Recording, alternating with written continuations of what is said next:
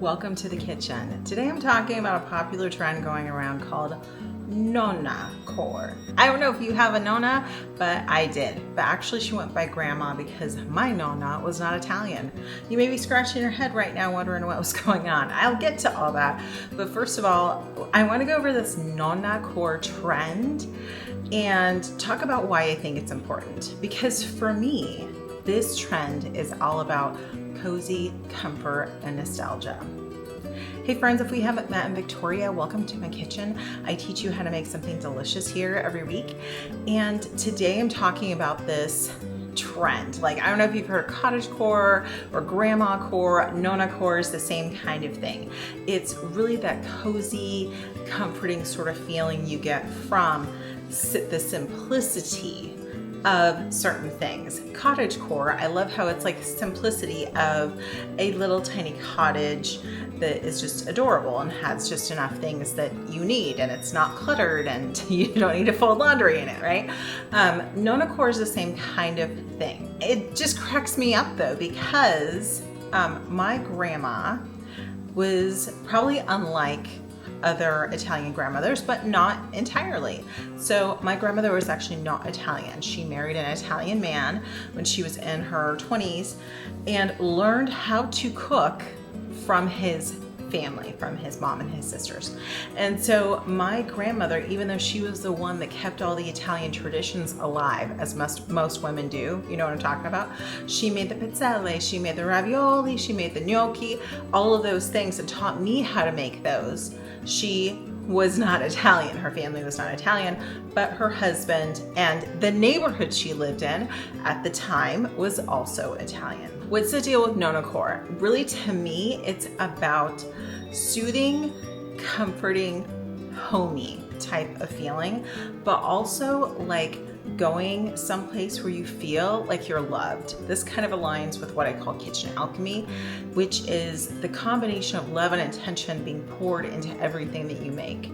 So if you want to get in on this Nonna Core trend, what I would do is think about what your Nonna would have in her house. For my grandma, it was doilies, lace, tablecloths, always a tablecloth, even if it was simple and it's just white, always a tablecloth, always cloth napkins, and always like teacups. Today we're really going to embody this vibe, and I'm going to teach you how to make one of my grandma's recipes, pasta e fagioli.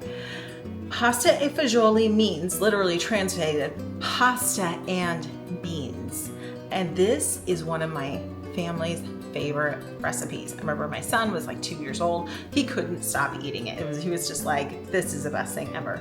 It is one of the simplest recipes, but it is one of the most comforting as well. And there's something about it that's just like warms your heart. I can't explain it. Hey friends, let's make our pasta fazoul. Okay, so let's do a lay of the land here and you can see what I have got going on in the kitchen.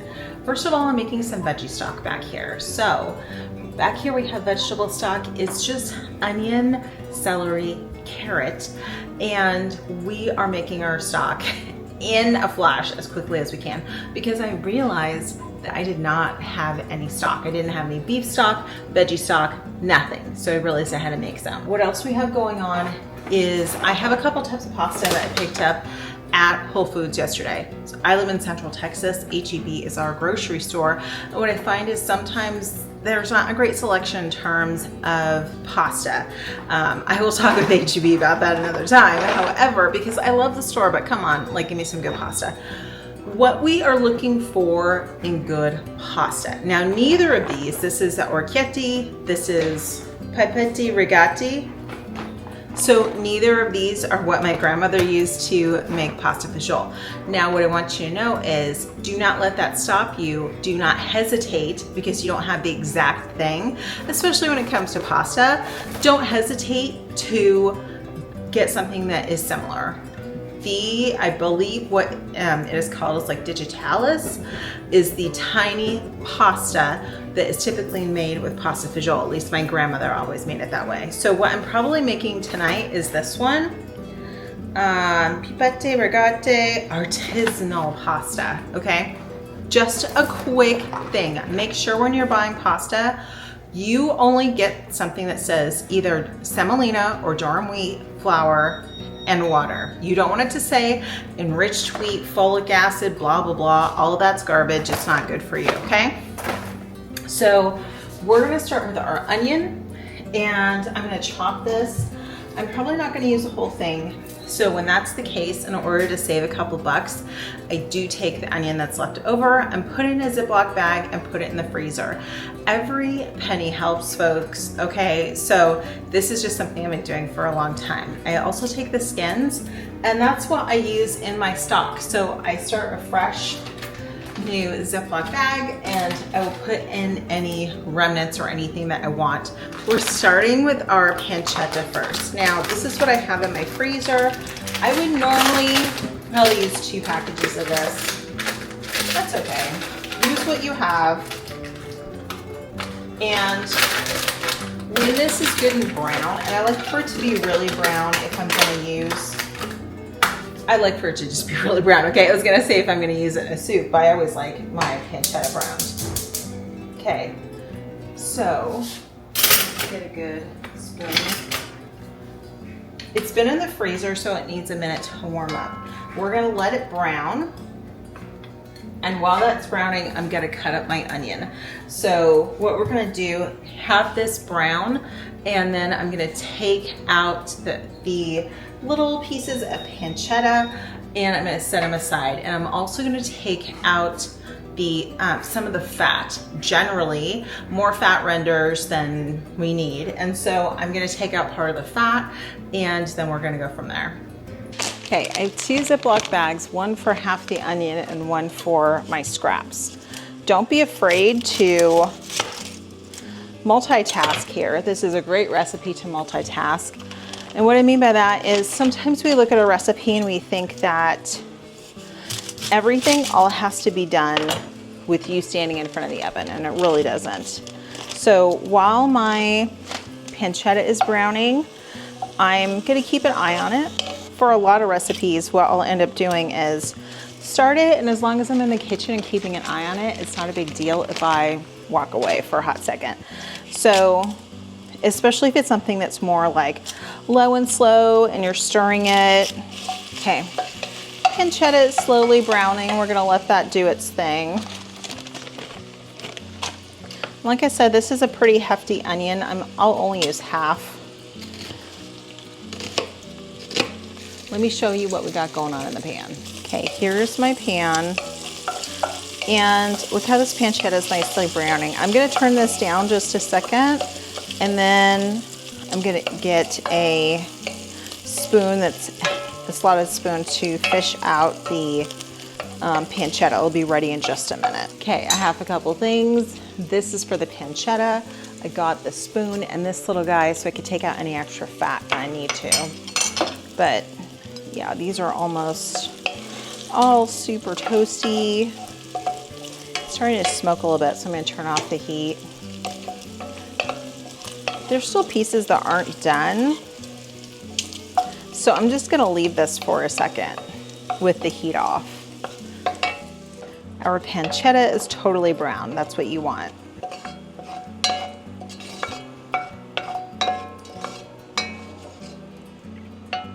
Now, because we're using the fat from the pancetta, we do not need to use oil or butter or anything else with these onions. Just want to make sure these are all chopped up. I'm just going to take out, there's only like an extra tablespoon or so that I need to take out. Sometimes with the pancetta, it's so fatty. Okay.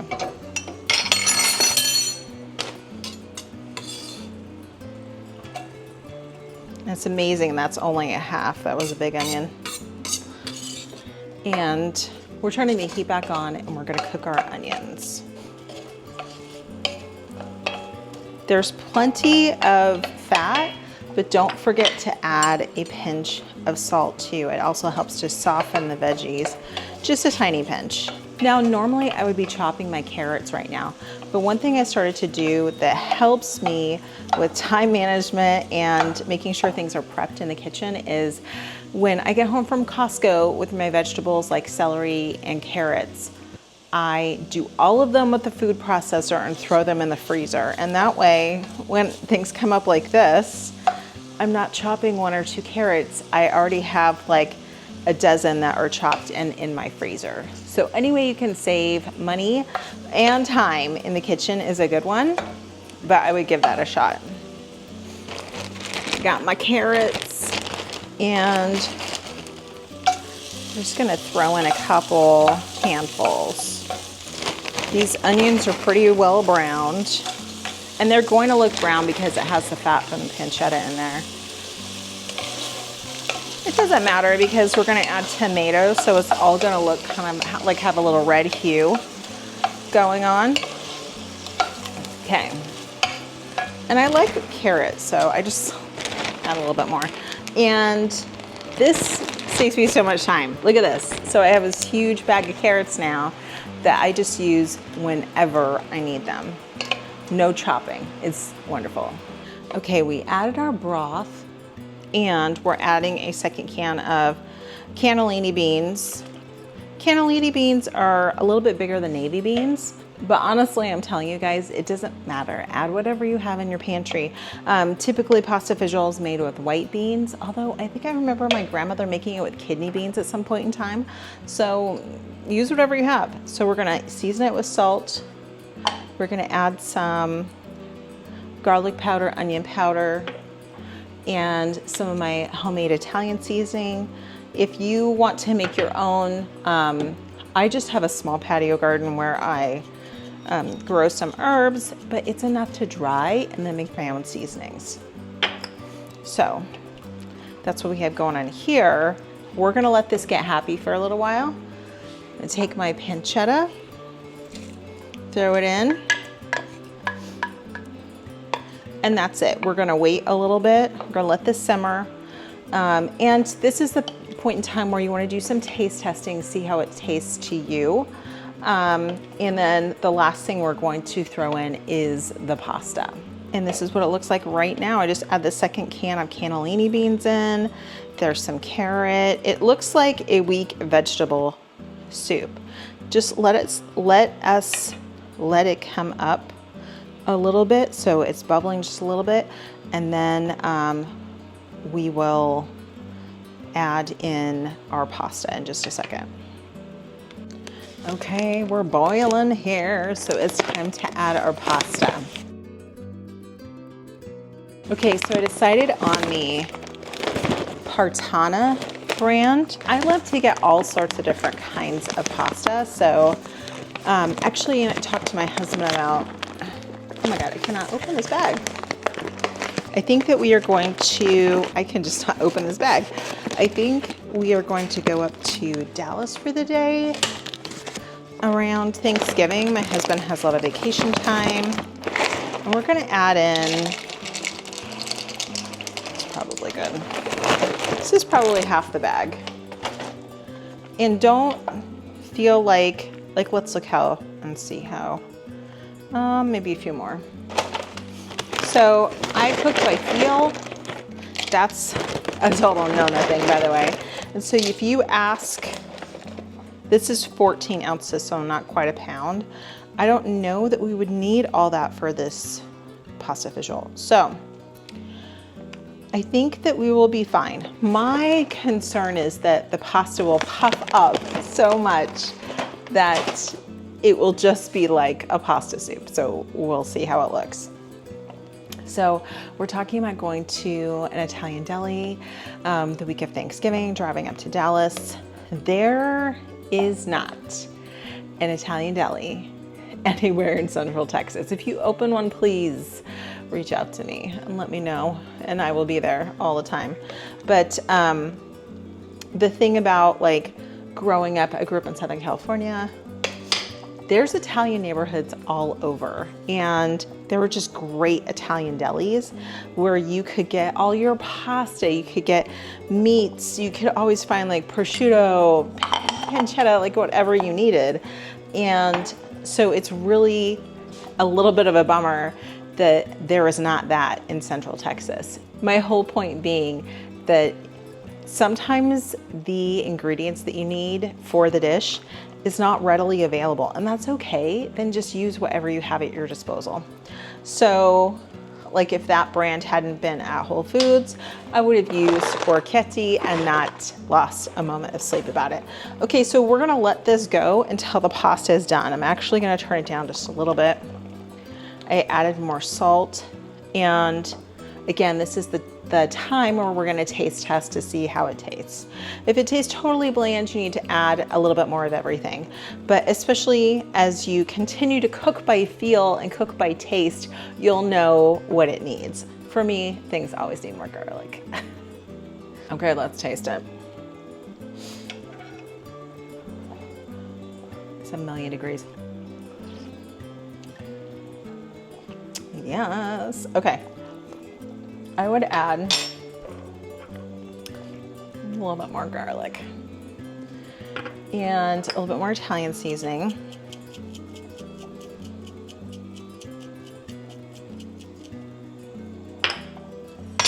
And just like a smidgen more salt. We're gonna give it a stir and we're gonna let it do its thing. Leave it for at least 10 minutes because generally pasta takes about 10 minutes to cook. So right now we have no idea how big that pasta will get. That's okay. Whatever the size of your pasta, and you just want little pasta, whatever the size of it, it doesn't matter. It's gonna be delicious either way. It's been about 10 minutes. Let's see how this tastes. Okay, we need to get in bean. We need to get a pasta just to make sure the pasta is finished.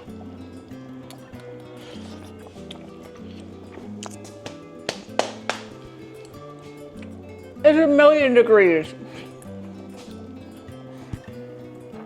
It is 1,000,001 degrees. It's so good though. I am gonna add a little bit more seasoning. But yeah, it's super duper hot.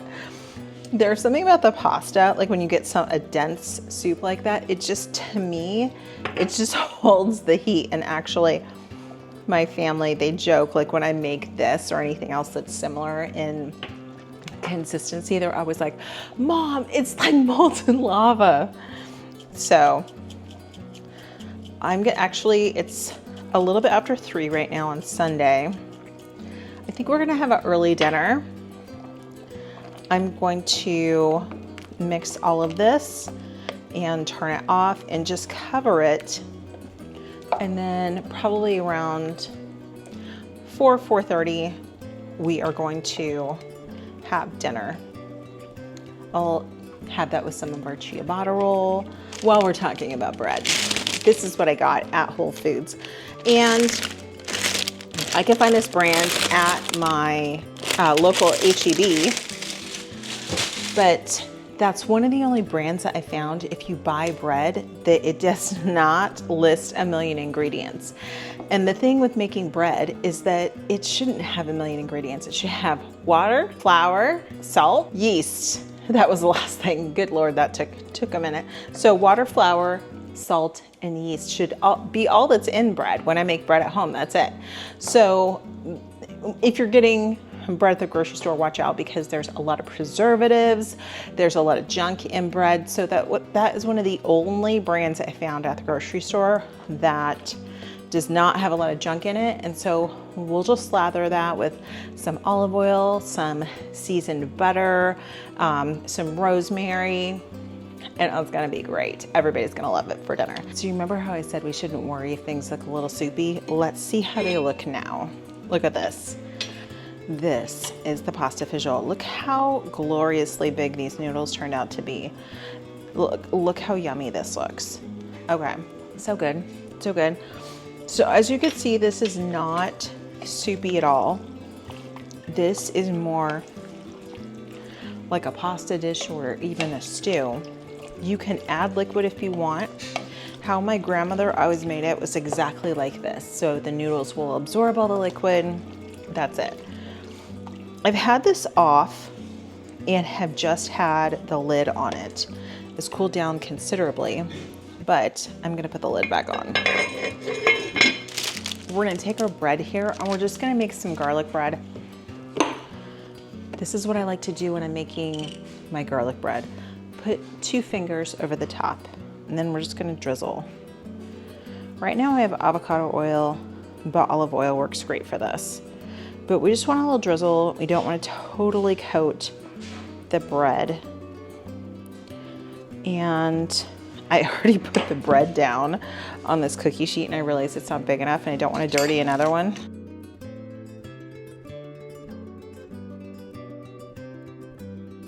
We're just gonna put this in the toaster oven for like 10 minutes. It will be fine. We're gonna put this in the oven for like, I don't know, 10 minutes or until it looks toasty, okay? This is not rocket science, it's garlic bread. In the oven it goes. Okay, look at this meal, you guys. This is the epitome of simple comfort food. Ooh, it's still 1,000,000 degrees. Now the question is, who do you invite over for dinner? Cheers.